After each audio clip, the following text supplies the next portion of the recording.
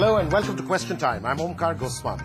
My guest, a household name within Indian intelligentsia, calls himself an accidental entrepreneur, but wants to be known equally as someone who didn't squander his lucky opportunities. In a company where his peers fight like little boys, showing off whose gadgets are the fanciest, he carries the most primitive mobile phone that you can possibly think of. Meet Nandan Nilekani, co-chairman of Infosys, and one of the cleverest persons I've had the pleasure to know. Nandan, thanks for being on the show. Thank you for having me here. You have written in your book more than once that the thing that you firmly believe in is expanding access to resources and opportunities is the way to go forward. That's a bit like motherhood.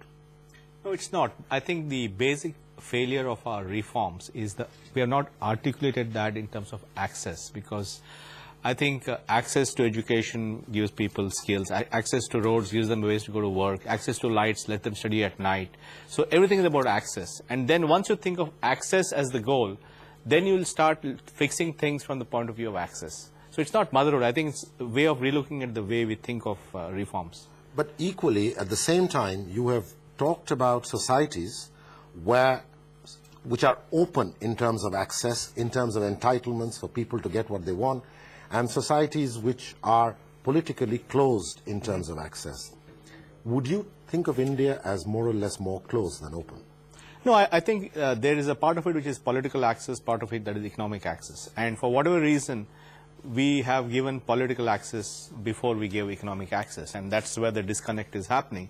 And now the economic access is catching up.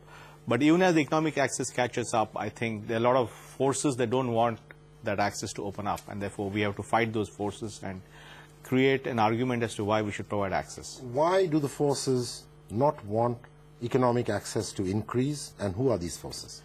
I think there are a variety of them. I think, we have, one could be entrepreneurs, because entrepreneurs like to have less competition, and therefore the variety of means by which entrepreneurs can prevent competition coming in their industries. One could be unions, which don't want open access to employment. One could be, the bureaucracy, which has a certain gated way of reaching access to the people. One could be all the beneficiaries of the subsidy system who have a huge interest in not abolishing subsidies because they gain from it. So there are enough players in the system who don't want. One could be government schools which don't want private schools to come up because they create competition. There are many factors who prevent access. We'll talk about education later, because Sure. it's an important topic for you as well as for me. But just let's talk a bit about access and entitlements, because your idea is a very profound one, that give access and the entitlements will take place.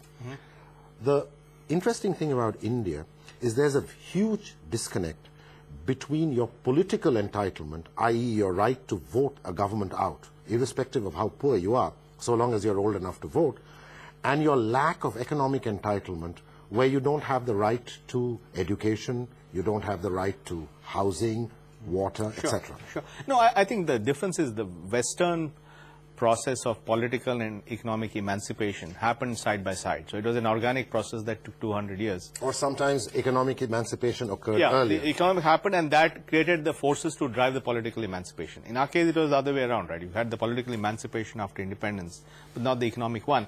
And therefore, rightly, if I'm poor in this country, I would use the political leverage to break open the economic access, so which is a perfectly legitimate strategy from their point of view. But that can create a race to the bottom, where a large number of people are not getting the goodies that a small number of people are getting, and you can see that over television, and you have a very different kind of politics which is not demanding those things but creating a race to the bottom. No, I think there are two things that are happening. One is the lack of access is creating frustration, which is demonstrating itself in different kinds of political behavior, which we will call as divisive or violent. And second, the economic access that is demanded is not really the right type of access.